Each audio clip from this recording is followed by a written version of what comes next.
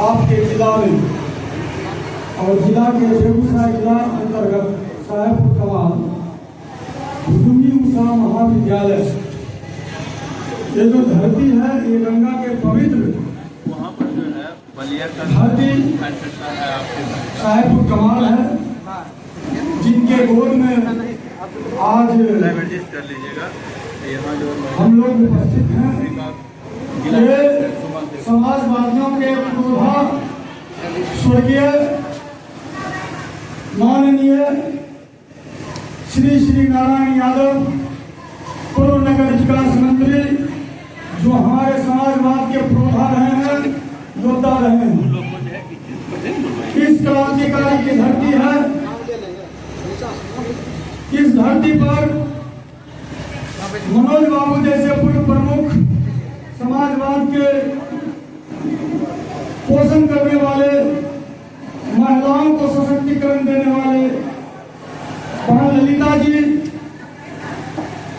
और समाजवाद के पुरजोर मजबूती प्रदान करने वाले ये साहेबपुर कमाल विधानसभा के तमाम मतदातागण, भारतीय संविधान के मुताबिक हमारे साहेबपुर कमाल विधानसभा के नागरिक एवं अन्य जिला, बिहार के अन्य जिला जैसे मधुबनी, अररिया, उसके बाद अरवल, उसके बाद जहानाबाद, सहरसा, पूर्णिया और कटिहार, मुंगेर आदि जगह से जो हमारे अतिथि आए हैं, उनका मैं हार्दिक दिल से स्वागत करता हूं और इसी के साथ जय भीम करता हूं।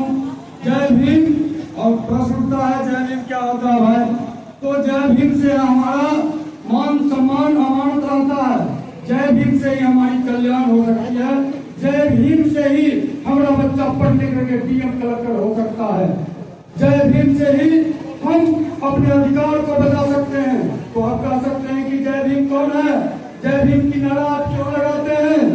इस देश में दो नारा लग रही है, एक समाजवाद की और क्षमता की रूपरेखा तैयार करने वाले हम लोगों के लिए भगवान कहा जाए।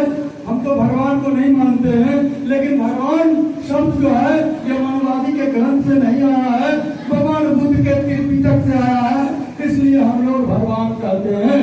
और भगवान पाली शब्द से आई है, इसलिए हम भगवान कहते हैं। लेकिन मानववादी आज जिसको शिव कहते हैं, बैजनाथ धाम कहते हैं, या आपको वासुकी धाम कहते हैं, नाथ शब्द पाली होता है, नाथ शब्द पाली होता है। इसलिए आर्यों ने जब हमारे देश पर आक्रमण किया तो हमारे हर चीज को हड़प लिया और अपना मेरा हर ग्रंथ में कॉपीराइट किया और अपना अनुकूल अपना संविधान बनाया, विधान बनाया। इसलिए भगवान को भी जोड़ लिया, यानी उसको कहते हैं हम लोग प्रति क्रांति। क्रांति का मतलब हम जो कर रहे हैं, जैसे हम समाजवाद लाएंगे, ये क्रांति कर रहे हैं, लेकिन हमारे जैसे लोग का आंदोलन जब तेज होती है तो नेहरू जैसे लोग, मनवादी जैसे लोग आएंगे, हाउस से बोल देंगे, मोदी जैसे लोग आएंगे, हाउस से बोल देंगे कि हम भी समाजवाद लाएंगे। तो हमारे लोग ये कहेंगे अरे मोदी जब बोलिए दिया समाजवाद लाएंगे तो बात खत्म हो गई। तो क्या हुआ? हमारे बात को छीन लिया और हमारी क्रांति को रोक दिया और वो अपना परचम लहरा लिया, फिर हमारा क्रांति समाप्त हो गई। इसे कहते हैं प्रति क्रांति। और उसके बाद क्रांति 3 प्रकार का होता है। उलट क्रांति तब क्या होता है कि हमारे समाज उसको वोट दे देता है और जाति के नाम पर, जैसे दलित का कोई लीडर है, बहुत सारे पार्टी बनाए हुए हैं, उस पार्टी में एमपी बने हुए हैं, 165 एमपी दलित का है, लेकिन वो हमारा क्यों नहीं है? वो प्रतिक्रांति है। जाति के नाम पर हम उसको वोट किए और वो वोट को थोक में हमारे आका के, हम अपने आका के पास जो मेरा दुश्मन है, उस दुश्मन के खेमे में जाके वो खड़ा हो गया और उसको पोषण देके मजबूत किया। फिर हम शोषित रह गए। इसलिए जगदेव बाबू कहे थे आप लोगों को संबोधित करके और शहादत भी दिए थे, लेकिन हम लोग ऐसे आदमी हैं कि अपने इतिहास को नहीं पढ़ते हैं। बाबा साहब कहे थे जो अपना इतिहास नहीं जानेगा जो अपना इतिहास नहीं पढ़ेगा वो समाज अपना इतिहास समझेगा नहीं, बल्कि गुलाम होगा। इससे ज्यादा वो कुछ नहीं है। तो साथियों, आज हम उसी तादाद में जा रहे हैं।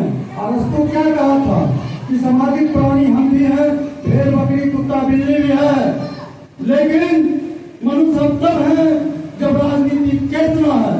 तो आप बताइए, 90% हम लोग हैं, हमारी चेतना कहाँ मिस कर रही है, कहाँ मर गई है, जो हम पाखंड में डूब गए हैं। हम कहाँ हैं, कभी एनालिसिस करते ही नहीं। यही कारण है कि सत्ता मनवादी के गोद में है और आज हम उससे भी मांगे हैं। हमारी परसेंटेज 90% है, 100 में 90 हम शोषित हैं, 90 भाग हमारी है। धन धरती और राजपाट में 90 भाग हमारी है। दो बातें हैं मोटी मोटी, सबको चाहिए इज्जत रोटी, लेकिन आप लोग दिल पर हाथ धरिए, बोलिए क्या आपको इज्जत मिल रहा है, क्या आपको रोटी मिल रही है, क्या आप मनोवादी की जूता नहीं खाते हैं? आप जिसको वोट करते हैं दलित के नाम पर, चिराग जैसे लोगों को, वो हमारे समाज के ही बेटा है, मैं उनको सम्मान करता हूँ, लेकिन दुर्भाग्य है हमारे समाज के लोग दुश्मनों के साथ खड़ा है। यही रोना है। इसलिए हम लोग जात पात भेदभाव नीच उससे ऊपर उठ करके जो भारतीय संविधान बाबा साहब ने दिया, समता का, स्वतंत्रता का, बंधुता का, इसको बचाए रखने के लिए आपके बीच डोर टू डोर हमने किया, आप लोगों को बताया, आप लोगों से कहा, और इसलिए कहा कि हम लोग तो तुच्छ व्यक्ति हैं, हम लोग को तो आंशिक ज्ञान है, हम तो ज्ञानी है नहीं, लेकिन हमारे बीच तो आए हुए हैं। आप देख रहे हैं दिल्ली यूनिवर्सिटी के प्रोफेसर डॉक्टर निशा पुराक जी हमारे दलित के महान चिंतक, दलित के चिंतक कहना तो तोहिन होगा, SC, ST, OBC माइनॉरिटी का चिंतक माननीय ओम सुभाष जी आपके बीच, जिनका हम बहुत समय से इंतजार कर रहे थे, वो हमारे बीच हैं। तो हम ये बोले कि हमारे पास तो आंशिक ज्ञान है, ज्ञान की भंडार भी आपके बीच बैठे हुए हैं, जो आपको अपने भाषण से संबोधन करेंगे और आपको बताएंगे। इसी के साथ मैं अपने वाणी को विराम करता हूँ।